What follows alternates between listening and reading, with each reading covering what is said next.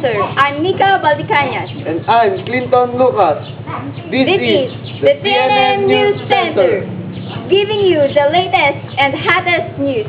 In today's headlines, for the international news, Scarborough belongs to the Philippines. Old map shows. For the national news, ecotourism, future bright says Pinoy. For the local news, Guimaras Festival dishes out a tons of mangoes. For the sports news, Bulls, Sixers toward rivals. And for the showbiz news, Vina Morales, ready for love again? And for our international news, old maps dating back to the Spanish colonial times may hold the key to the claim of the Philippines to Scarborough Show. More reports by Mayrose Abara. Come in, Mayrose. Thank you, Nika. Scarborough belongs to Philippine Old Map Show, known as Bacol Scarborough. The show, now called Banatag by the Department of Foreign Affairs, has been part of the known world since 1734, when European cartographers began to map the world in age of affairs. Senator Edgardo J. Angara is currently who has collected an Asian map of the country. Sir, do you think that the Scarborough show is part of our cartography during the Spanish colonial times? Yes, my master used from the original Asian state in 1734. During that time, Scarborough is already part of the Philippines.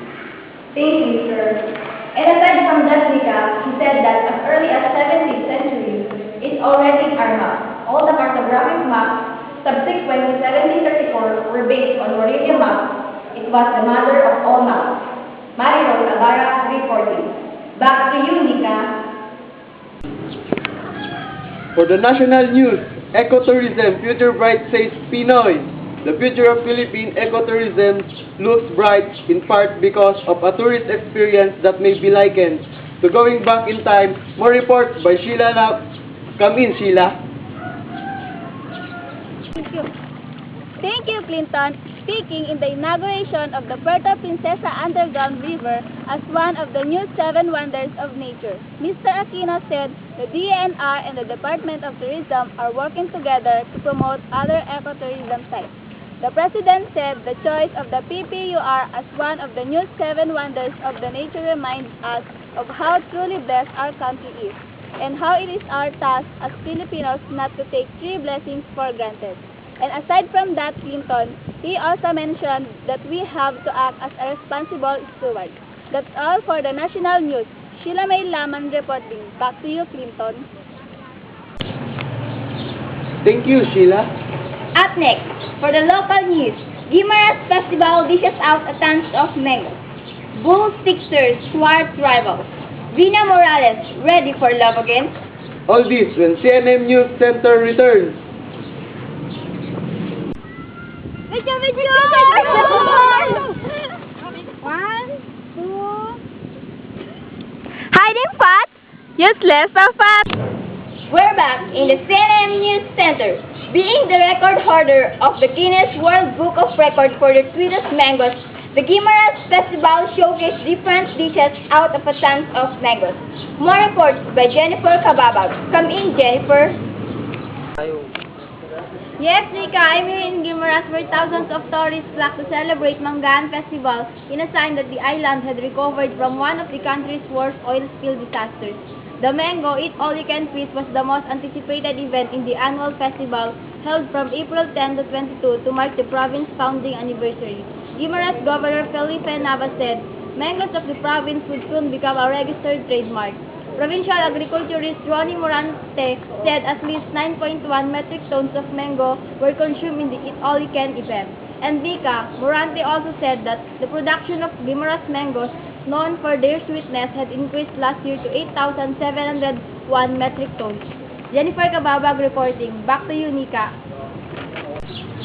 For the sport news, proving their perseverance and their determination, the Chicago Bulls won against the defending champion Dallas in the NBA Eastern Conference.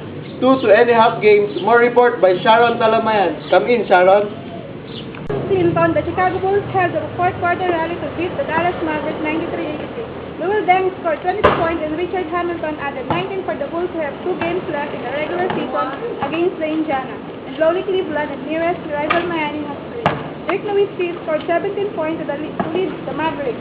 Aside from Bulls, Miami Heat, Indiana Pacers, Boston Celtics, LA Lakers, Dallas Phoenix will also play for the semifinals in the Eastern Conference. Sharon Talamayan reporting. Back to you, Clinton. Thank you, Sharon. And for our weather report, Kuya Aris, what will be our weather for this day and for tomorrow? Thank you, Clinton. The Pag-asa issued our weather forecast today. Zone experiencing a high pressure area in the light moderate weather in Visayas and Mindanao. In Metro Manila, light to moderate east-southeast from 25 degrees to 36 degrees Celsius. In Metro Cebu, light to moderate east 25 degrees to 32 degrees Celsius. In Metro Davao, light to moderate east-northeast from 25 degrees to 33 degrees Celsius. That's all for the weather forecast today. Back to you, Clinton. Showbiz News. Rina Morales ready for love again 3 years after she broke up with the father of her child. Although she has remained friends with the former partner Cedric Lee for the sake of their daughter Shena, there is a new man in her life. But Rina was tight-lipped about her identity. She admitted that she had learned a lot from her time with Cedric. That's all for the Showbiz News, Nika. Thank you, Edita, for that report. And those are the hottest news for this day. We are your news correspondents. I'm Nika Balicanyas, And I'm Clinton Lucas. giving you the hottest. And latest news. This is the CNN News Center.